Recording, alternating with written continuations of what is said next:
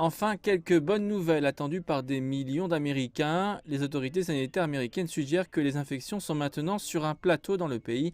Ceci après des semaines de hausse du nombre des cas. Le gouverneur de Californie, Gavin Newsom, a levé l'ordre de rester à la maison pour des régions clés de l'État qui avaient frustré de nombreux résidents.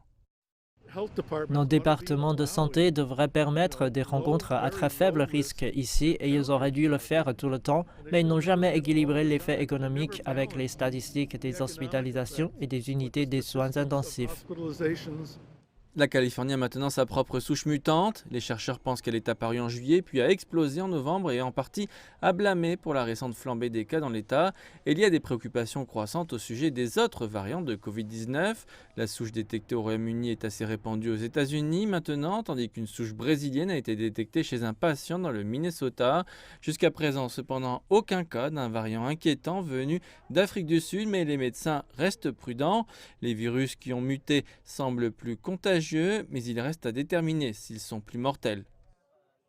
Nous avons connu ce qui s'est passé dans les autres pays qui ont eu en fait le coronavirus sous un contrôle relativement bon, puis ces variants ont pris le relais et il y a eu une propagation explosive du virus, puis les hôpitaux ont été submergés. Moderna, dont le vaccin est l'un des deux approuvé pour une utilisation d'urgence aux États-Unis, dit que son vaccin est efficace contre le variant britannique, mais un peu moins contre la souche sud-africaine. Donc il travaille sur des boosters potentiels. Dans le même temps, l'administration Biden a réimposé des interdictions de voyager sur les vols en provenance d'Europe et du Brésil qui devaient expirer. La Maison-Blanche a ajouté à présent les vols en provenance d'Afrique du Sud à la liste. Les objectifs de vaccination sont également revus à la hausse. Le président Biden souhaite vacciner 1,5 million d'Américains par jour. Les critiques disent que plus du double de cela est nécessaire si les États-Unis espèrent atteindre l'immunité collective d'ici l'été.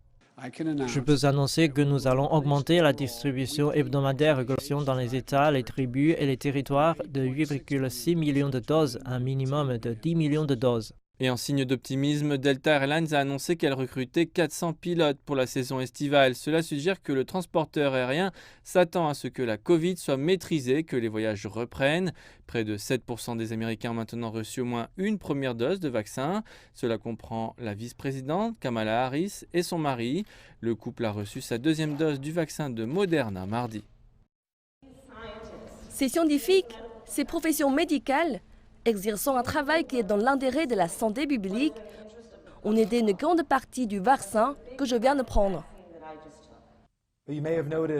Vous avez peut-être remarqué que la vice-présidente Harris portait pas un masque, mais deux.